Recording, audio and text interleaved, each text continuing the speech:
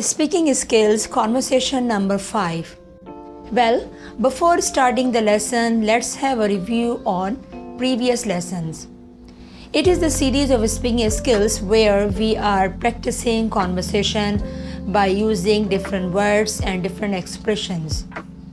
In our first conversation, we practiced how to introduce yourself. Conversation number 2, we discussed how to tell about yourself.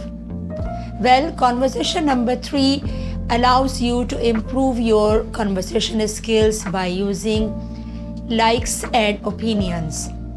In conversation number 4, we practice our conversation by using how much and how many. Now, this is conversation number 5, where we are using permission modal verbs in conversation. What are modal verbs? Modal verbs help express ability, possibility, necessity, and permission. Common permission modals can, could, may, and might. Modal verbs for permission. Common modal verb used for permission. Number 1, can. It is informal. Could. It is polite and formal. May. Very formal. Might. Rarely used for permission. Very tentative. Asking for permission. Examples. Can I use your phone? It is informal. Could I borrow your book? It is polite. May I come in? It is very formal.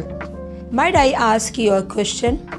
It's very polite and very rare, where you think that permission will not be allowed. Giving permission. Examples. Yes, you can. Of course, you may. Sure, I don't mind. You could if you like. Less common and conditional. Refusing permission politely. I'm sorry, you can't. No, I'm afraid I can't. That might not be possible. Sorry, another day perhaps.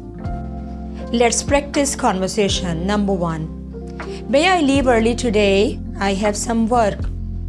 I'm sorry, you may not. We have a meeting. Could I lead after the meeting? Yes, you can. Thanks. Conversation number 2. Could I borrow your pen for a minute, please? Sure, here you go. Thanks for your help. I don't mind. Conversation practice 3. May I come into the room? Yes, please. Where can we leave our things?